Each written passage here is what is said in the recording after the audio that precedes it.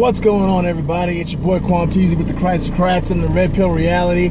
Just a quick video that I had to do for you guys real quick, explaining some stuff here. So President Trump, like I said, like everybody expected, declared a national emergency in order to get the money that he's been trying to get for the border wall. Now let's remember here, we're only talking about 200 and something miles of wall that he needs extra funding for.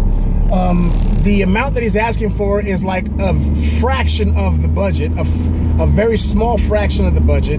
Parts of the walls are already being constructed, and the Democrat, he's been bending over backwards trying to figure out ways to compromise with the Democrats, and they refused to compromise. So he was left with no choice but to go ahead and do what he needed to do in order to get the funds. Now, obviously, this has got to go to the courts, and they may have to, they may strike it down, he may have to appeal it, but they're going to get the money for the wall. And people are freaking out. Even some on the right are freaking out that he declared a national emergency, which is so hypocritical that they freak out about this, and either hypocritical or very ignorant that they freak out about it and say that, oh, he's going to regret this because he can declare anything a national emergency, as if no president before him has ever done so for things less.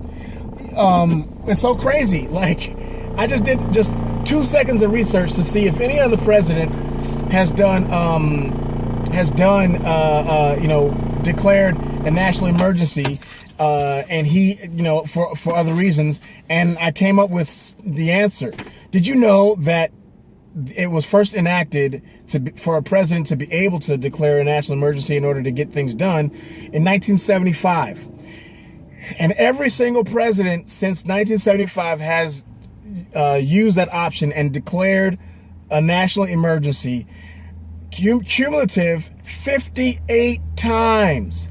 58 times in the last, since 1975. And so people that are freaking out and saying that, oh, well, now Democrats, when they get in office, they're going to use their, use the presidential thing for this, that, and the third. No, you can't use it for something that's unconstitutional, number one. It's got to go to the courts, number two. And number three, they've done it a ton of times before, and nobody has done a national, emergency, like trying to get back for what a president before them did. Let me read to you a couple of these that were done, and you tell me if these were actual national emergencies. This was done by, the first president that was able to do it was Jimmy Carter, right? And some of these, which, believe it or not, some of these are still in effect today. A lot of these are still in effect today. This one was in 1979, a national emergency in response to the Iran hostage crisis, which froze Iran's assets in the United States. So he had to do that to freeze their assets without having to go through Congress, right? It's still in effect today, believe it or not. Ronald Reagan, for all you rhinos out there, prohibiting in 1985. Now he did it 1, 2, 3, 4, 5, 6, 7 times, right? In 1985, prohibiting trade and certain other transactions involving South Africa in response to apartheid. That's not a national emergency, but he used it. It was revoked in 1991.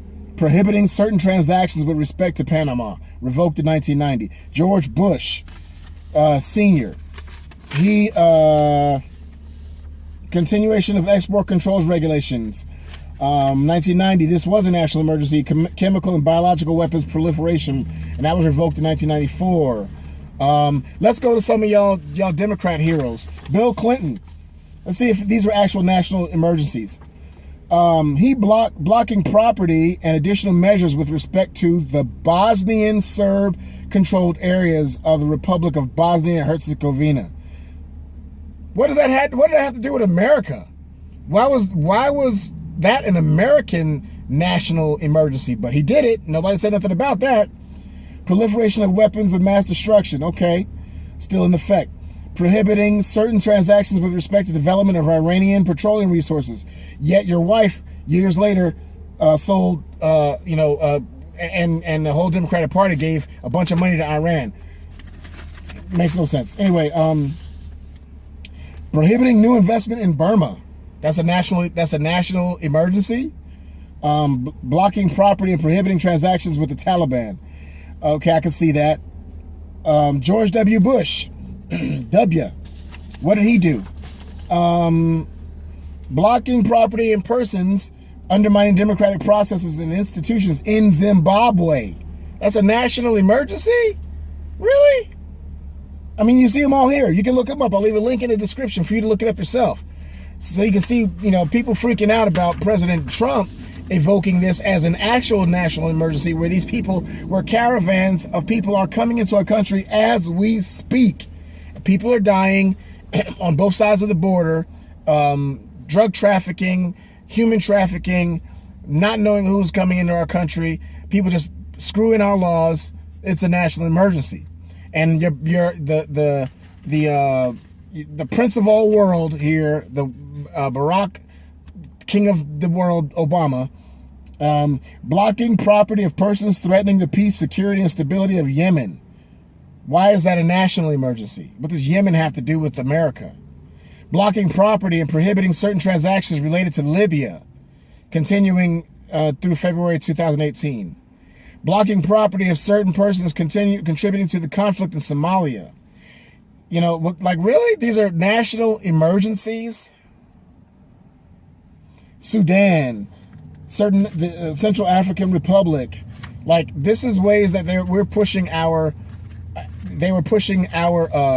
agenda around the world through using national emergencies. What Trump is doing in this particular one is protecting his nation, trying to protect his nation. So don't let them freak you out, man. He tried to do it the compromising way. He tried to do it that way. I still think that they should try to get the money from El Chapo. But there's probably a lot of legislation that has to happen with that.